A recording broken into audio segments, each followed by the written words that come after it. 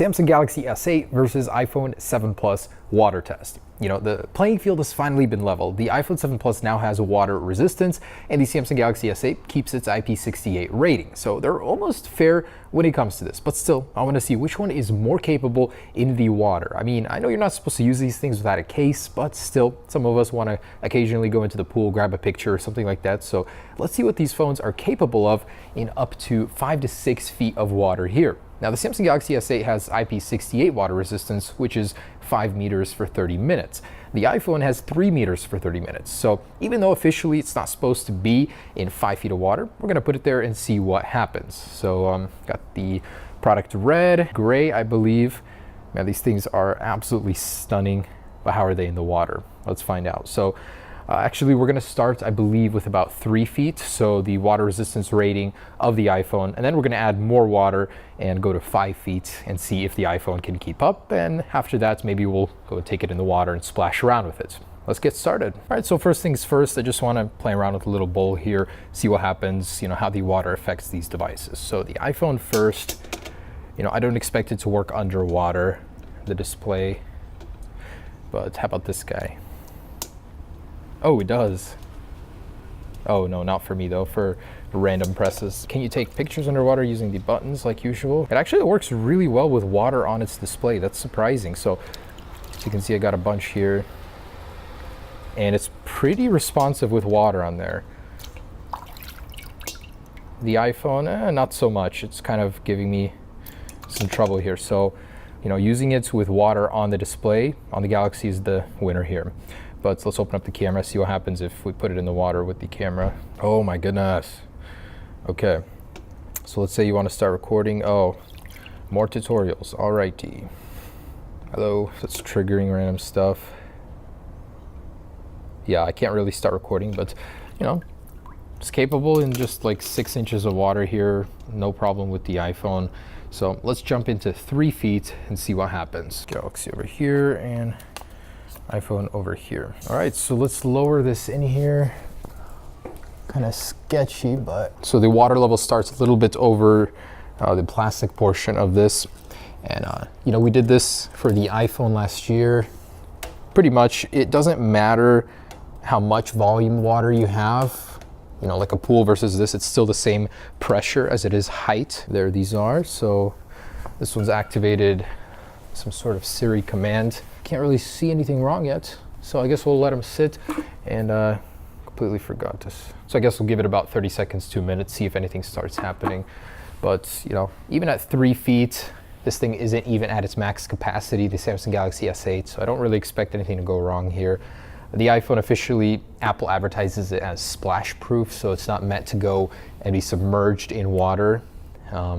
But still, we'll find out. So we just achieved 3 minutes, no change. I can see that usually in water tests, the screen will start freaking out once it's affected. The digitizer goes crazy. You see like water creep, but this time around, really nothing. So, you know, at 3 feet, the iPhone's maximum capacity at 3 minutes, nothing has happened. So at 5 minutes or maybe even 10, we're gonna go ahead and add up to 5 feet of water and see really how far they can go, if it'll still survive. Obviously, I have more hope on the Galaxy as the rating is better.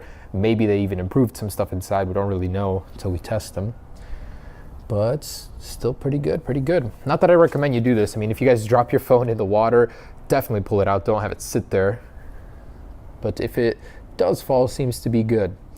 But then again, you always hear those stories like, you know, fell 1 foot in a little puddle of water and it's broken, so there's always extremes. All right, so let's keep going till 10 minutes, then we'll add more. All right, so approaching 10 minutes here, and I've got to add some more. Oh, whoops.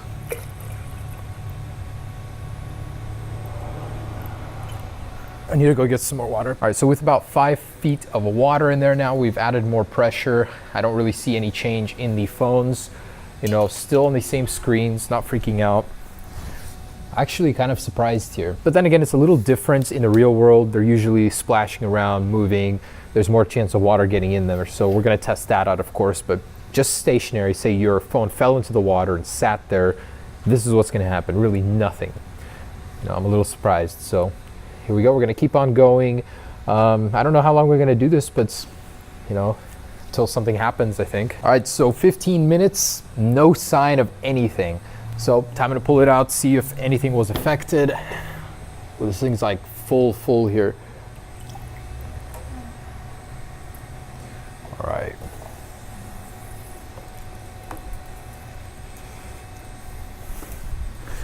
All right, here they are. So I can immediately tell the screen is working on the Galaxy. What? Home button's not working? What in tarnation? Whoa.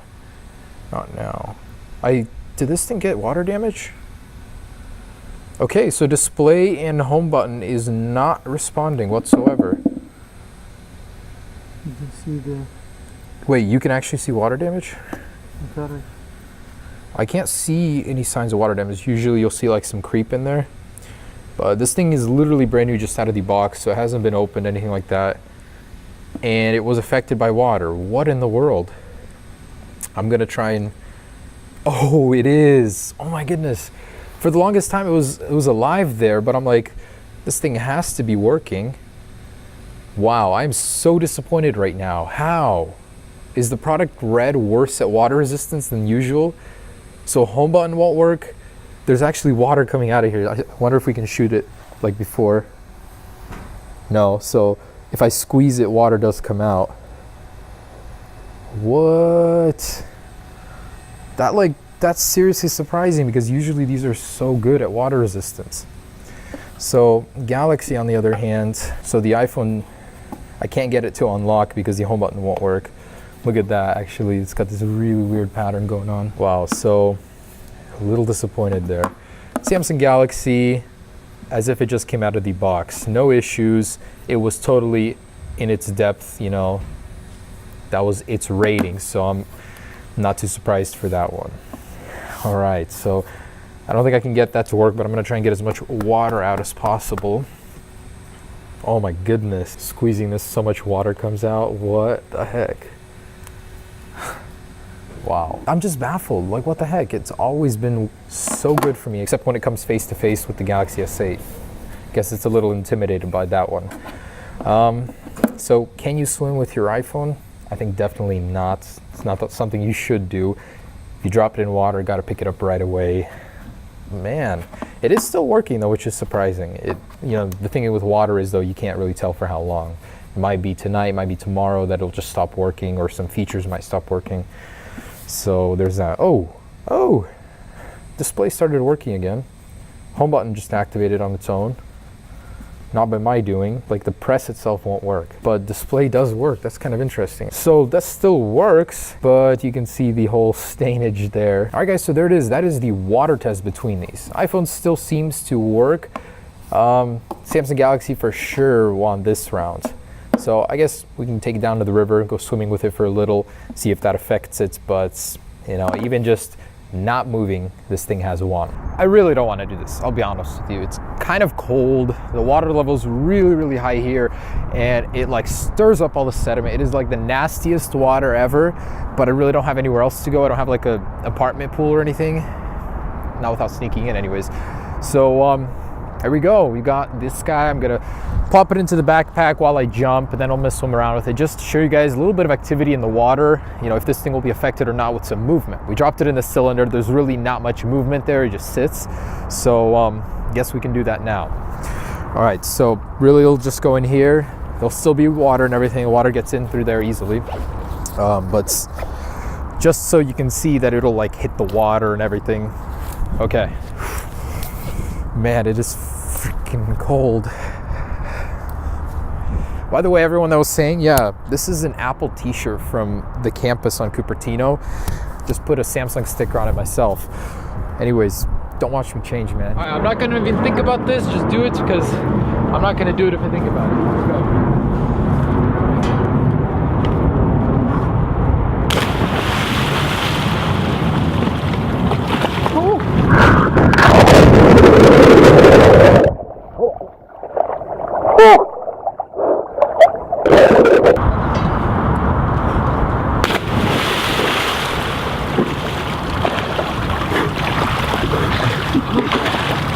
Come on, man, it's not even that cold. Oh, that's freaking cold.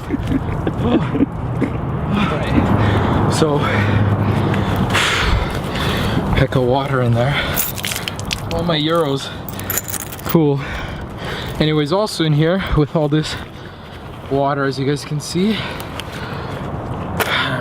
the Samsung Galaxy S8 still working just fine. So I'm gonna start recording, jump in again, try not to get hypothermia here. Let's put it on 4K here. I hope I don't drop this. This is so thin and okay. I'm gonna hold on to this with 2 hands. I don't trust myself. Okay, there we go.